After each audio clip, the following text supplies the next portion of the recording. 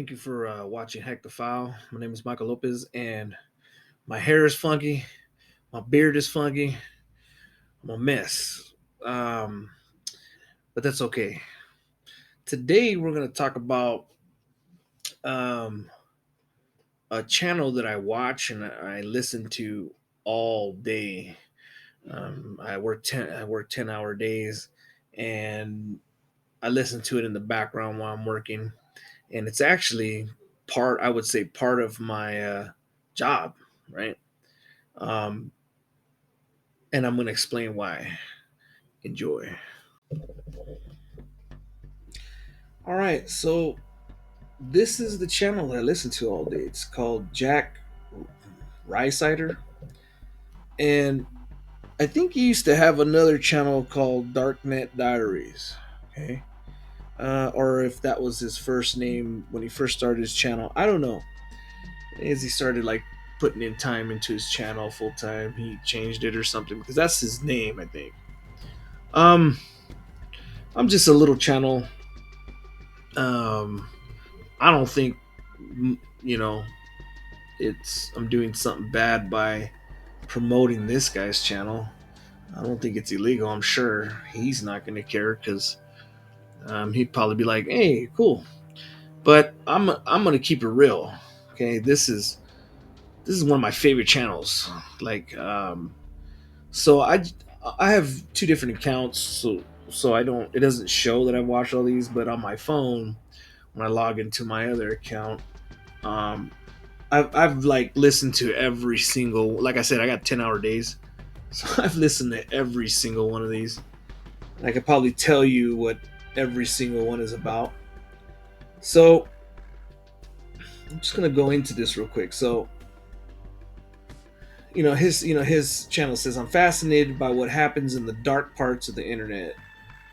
Um, Come with me and let me shine some light on it and see what's there. Okay, so you know, um, a lot of people in cybersecurity, I wouldn't think are maybe fascinated by the crime part of it, or maybe they're not even interested in the crime part of it. Maybe they're interested in just one side, the digital forensic side, where go in and find out what happened digitally. Um, Maybe they're into the blue side where it's strictly a defense, and they really don't care about anything else, and maybe there's just um, interested in the penetration testing where they're solely trying to hack in on from command line or whatever. I mean, from their computers, or they're working for a company and they're trying to hack into, like, they like to stick to a structure or something, right? And hack like that, and they don't care about the defensive side, or even like, um, I mean, I guess if you're a pen tester and you're hacking, I mean, you know how to, but maybe they're not interested in the crime part, like how these people are selling the data, how they're actually the reality of it, right? Because you could understand and learn how to hack, right, and how to do all this stuff. But what are you gonna do? What is your goal? Your goal is to mess around, just to get information, just for the shits and giggles, or are you actually going to, are you part of a cybercrime gang or something, and you're gonna try to sell it? Are you a con man, or So, uh, what this channel is, it's freaking awesome because it's, man, I just, like I said, I've heard almost every story. I mean, there's like one that I haven't heard, maybe. And it's usually like the ones that don't really interest me, like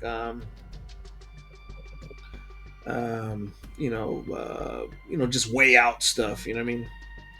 But so let's give you a little example. I don't know how we can. We'll click on this first one real So at quick, this right? point, every single And we'll pause this, right? So Dark Knight Diaries, episode 68, and whatever. So this is going to be a story where he interviews these people that have either done crimes or have like been on a task force to prevent crimes or all of the above. Con artists, social engineers, people that are into fraud, and it ties in somehow to cyber, to the web, to cybersecurity. Okay, it's freaking awesome. So this one, cyber terror. Who sabotaged this Saudi chemical plant? Right, and I don't think I've heard this one actually. So it's going to talk about, it's going to tell a whole story, and I'm not going to play his stuff because, I don't know, but I don't know if I can or not, right?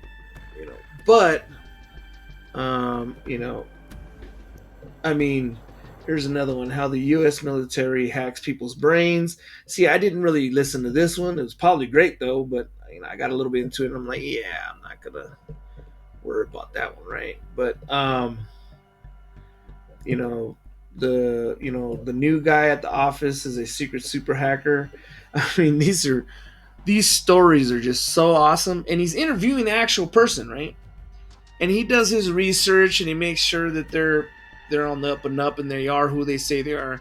And I believe him because these guys are getting into um, real crime stuff, right? And the benefit of this is not just fascination. Okay, you're we'll go to the next one, and oh, this is something else. Okay, so it just goes, a stupid thing. Anyways, Hey, my name's so Jack. I'm go to his channel, go to his videos, and everything in this video is highly illegal. 64 ways to steal a password, right? And it's pretty cool. um he wanted to fight injustice. It cost him 9 years in prison. This is a good one. When you can't breach the network, hack the humans. That was a great one. I mean, they're all great. um I rob banks for a living, but it's all totally legal. So this guy gets paid to rob banks. And so most of these stories are red team. Okay. And there's a lot of pen testers stories, right? Like that one, I think, that actually that Rob Banks one is a little more complicated than that, I think. I don't really remember, but um so so these aren't just like crime stories. This is also the red team side too, and pen testers, right? And it's, how they get paid to. I mean, there's some really cool stories about, if you're ever interested in red team. Everybody knows what red teaming is. I would love to do it, right, but then I'm 40. I don't have the patience nor the ambition to go through that kind of anxiety or adventure, anymore, right? You know what I mean? Like these guys are breaking into facilities or whatever, corporations, companies that are paying them to do that, right? And they usually have like a letter in their back pocket just in case it goes to shit, and they that's their ticket out. And these guys are breaking into military facilities, right? These guys are testing the security on military facilities, and breaking in and getting in. And the way, and what's okay, so the benefit of this, okay, this is the benefit for somebody in cybersecurity, especially myself, if you're listening to these stories, at the end they tell you the flaws and they tell you how they got in, and they're telling you through the whole story. You can take that and you can apply that to your company, um, for free, right? And then you can, so that's the benefit of this video, this channel. It's like, so I could tell you one story. So this, not really, but I'm gonna tell you like a scenario. um so these guys were pen testing for this company, and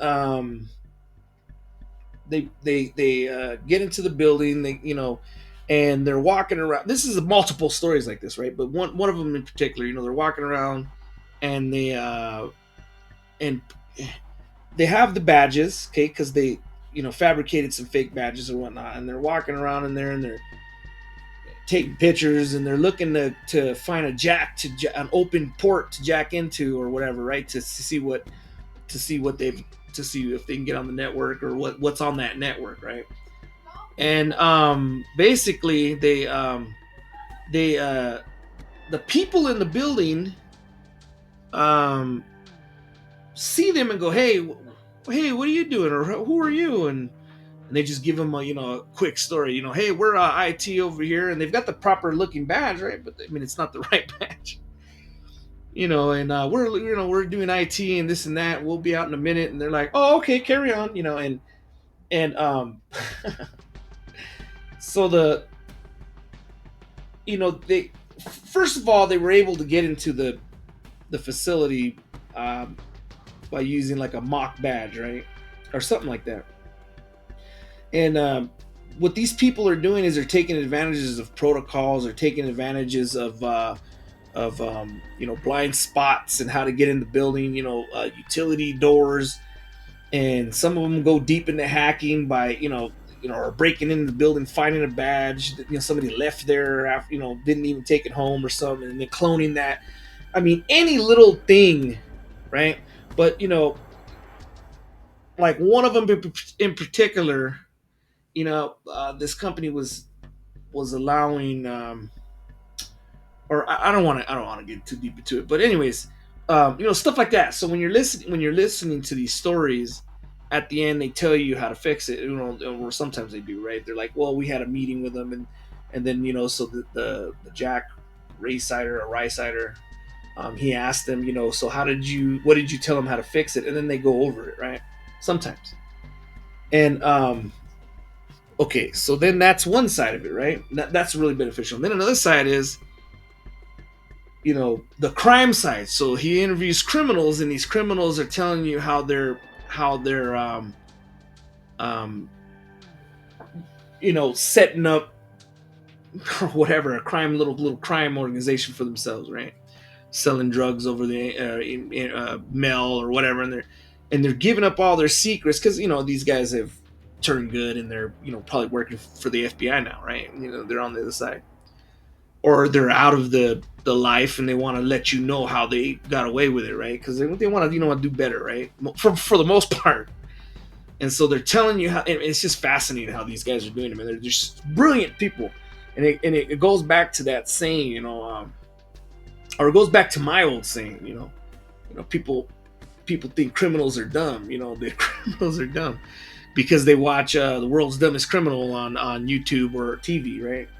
Yeah, that's not. I'd say that's 1% of the criminal population, right? Because most criminals are intelligent. I would damn near say super intelligent. I knew back in my day, I knew a couple of people in my neighborhood that, if they weren't doing crime, they would have been fucking mathematicians, right? They would have been, um, like Big Pun says, if I wasn't born in the ghetto, I would have been a mathematician. I know people that would have been great at anything. They put their mind to. I'm kind of that story too. I was never really that bad growing up, right? For the most part, for all you know, okay. So, but for all you guys know, I wasn't that bad, right? And I'm gonna stick to it. That's my story. But um, you know, there's uh, these people, I guess, weren't that bad either, right? And they've changed their lives and stuff. Oh, okay. My point I was trying to say is I wasn't that bad, right? But I changed my life, right? So now I'm okay. I'm straight and narrow. I'm pretty good. So, um, but I'm telling you, I made it out of there, and did something with my life, and I'm doing pretty good. And that just goes to show you that I wasn't stupid. You know what I mean? I didn't apply myself in the right areas, and now I am. And like I said, you listen to these guys, man, and they're super intelligent. I would say damn near brilliant on the tactics and what they're doing to get away with all this stuff. Eventually, everybody gets caught, right? And the number one reason why criminals get caught, no matter how smart they are, and no matter how many um, T's they cross and I's they cross, they always say, the long arm of the law is going to get you no matter what. Crime doesn't pay and stuff like that.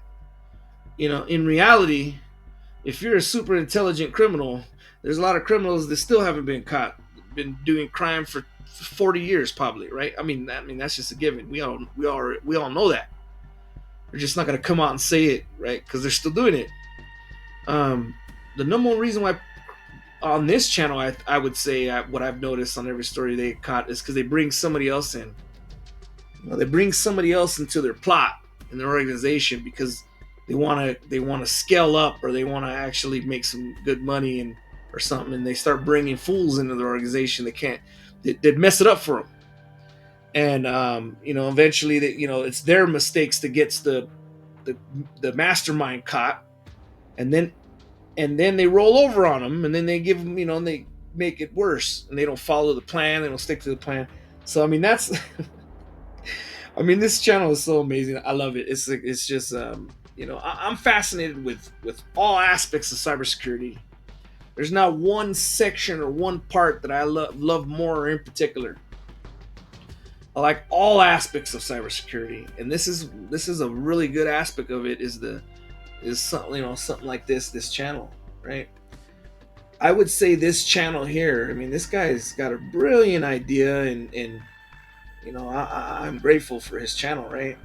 Because what he's doing is he's showing you all a lot of different aspects. And it's well done. He put a lot of effort into this, and he's got a bunch of. This dude he's doing his thing. He's got 200,000 subscribers, 108 videos. These are just quality, well-made videos. You guys should all get on here and start listening to these. And then you know what? Here's the reality of it, and here's what's cool about it. If you're thinking about getting into cybersecurity, you're watching my channel or whatever, and you're like, man, I'm thinking about doing it. Listen to these videos and listen to these stories. Binge them. They're only like an hour long each one, right? And some of them are shorter, short and sweet, and they'll give you ideas of what side you want to be on. I'm not talking about like I'm not talking about either the crime side or the good side. That should be a no-brainer. I don't condone crime on my channel, or I wouldn't be teaching, or I wouldn't be talking about this stuff, right? I really don't. I don't want that in my life, and I'm sure a lot of you guys don't want that in your life, at least anymore or whatever, right? But I can't stop people from making decisions in life. I'm giving you guys information. I don't want nobody to be a criminal and ruin their life, right? Because a lot of these dudes, they did time. Listen to these stories. A lot of these dudes, they're gonna do about 5, 7, 10 years, eh? And there's a bunch of stories there where it ruins their lives, and they never recover. Man, there's some sad stories in here, right?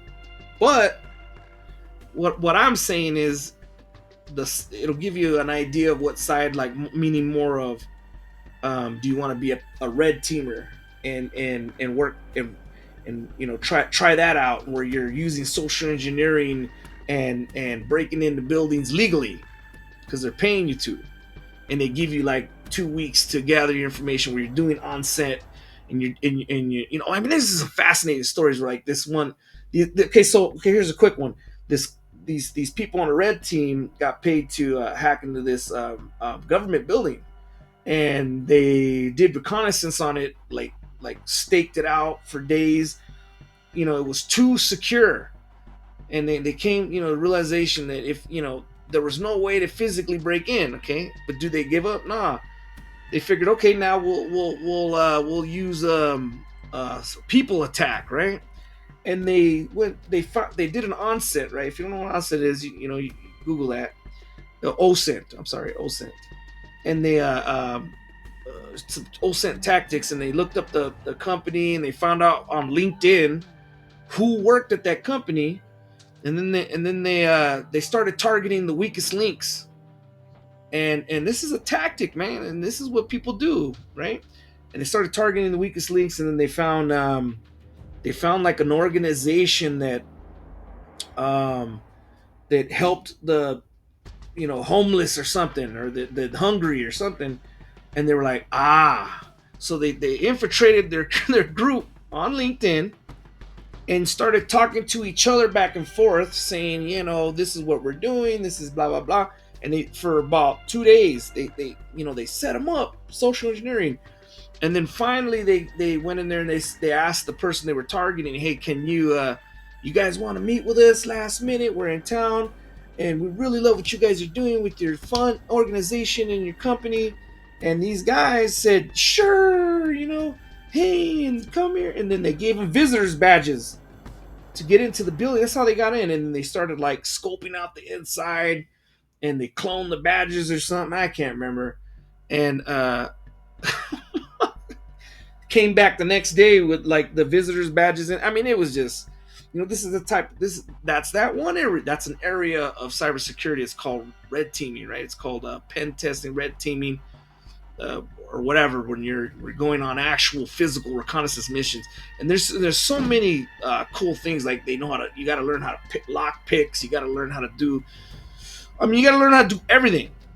And then once you're in there, you gotta work. I mean, this is like, it's so cool. Now, the only thing I would say missing from that, right? Because they're gonna get, sometimes, you have the anxiety of getting caught, but then they always have that thing in their back pocket where they say, well, I'm supposed to be here, and they get out, right? Even if somebody's gonna shoot them. But I mean, I guess if they're going up against guns, it's way scarier. But in real life, if a criminal was doing that, he'd be a little bit more nervous, but he would still have to be slick and on his feet like they are to get away, right? And they get away too sometimes if they get caught. They like one time, one of them was one of the stories. They did get caught, and they were like, "Well, let me see your paper." And they showed him the paper, and they said, "Here, you want to call my boss and verify that I'm supposed to be here?" And they actually handed him their phone, and they had already a contingent plan that somebody in their minivan, in their little van outside, was gonna answer and pretend to be their boss and say it was legit, and it worked. And they were like, "All right, you're good," and that's a fail too. I mean, these are little things like that, man. It's just this is how these guys are doing it. It's freaking awesome. Anyways, okay, so there's other stories that where people are doing digital forensics after somebody came in and just stole a bunch of info and got access to their network and did stuff. And then there's stories of how they recovered that information and stuff like that. So digital forensics. Then you have stories about that's one area. And you got stories about actual pen testers that are pen testing web servers and stuff like that. That's another area. Um, you got drug dealers, that are using the dark net, right, or the whatever. I mean, it just goes on and on and on. Here, I think these are his older ones, his older videos, and then these are his newer videos. He put in more work in them or something. That's what I'm assuming. But yeah, check this guy out. Like I said, I've listened to almost all of them, and in a minute, I'm gonna go through and listen to the ones that I skipped. Like how the government's hacking your brain. This one or whatever. As you're doing this, he's actually going through like history too. So this one's a great one too. This guy created a MySpace friend seeker, basically a virus, or was a program that basically, if you and he did it because he was bored. He wasn't being malicious, and he was just a smart guy.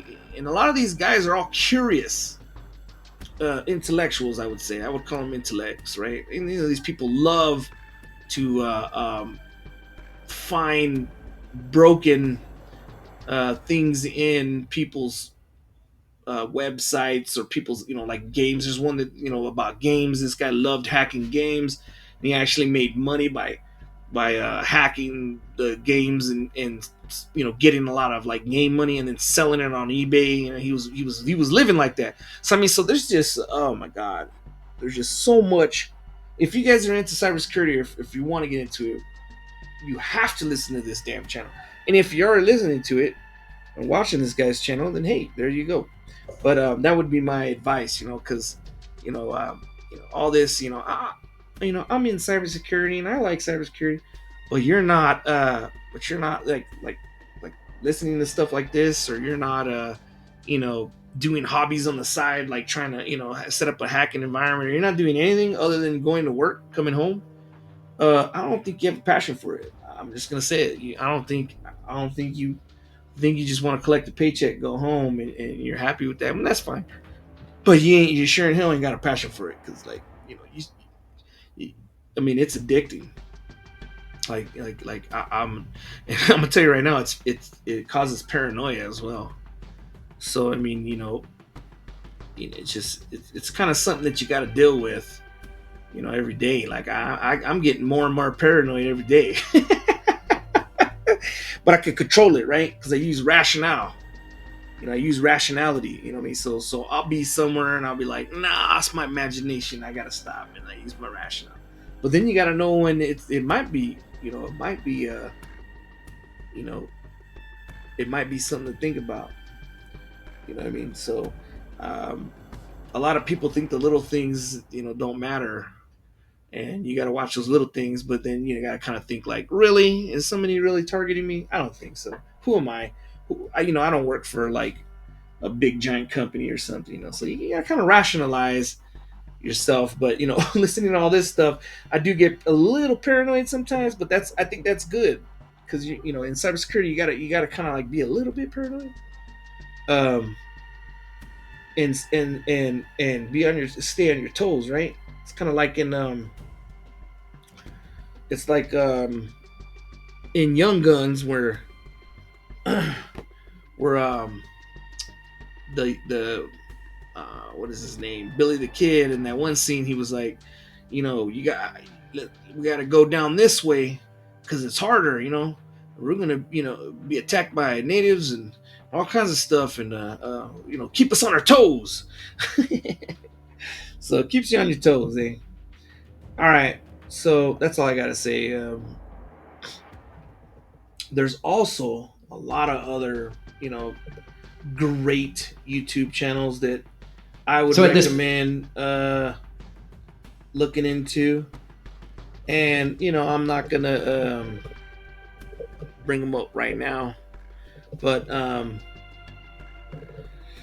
go surfing, go down the rabbit hole on YouTube, and try to find as much cool channels like that as you can, and you know make a comment on the bottom and say, hey, have you tried this one? This guy is cool, or this person's cool.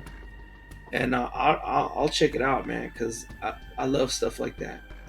And then we're gonna go through I think I'm gonna do this one. This is practical malware analysis, but it's kind of dangerous. I gotta set up some kind of secure environment. I don't know how I'm gonna do that, but kind of scared to go messing with that. But um, there's all kinds of books, so maybe I'll do the after I finish this ethical hacking. I might do bounty hunting, bug bounty boot camp. I don't know. We'll see. But all right.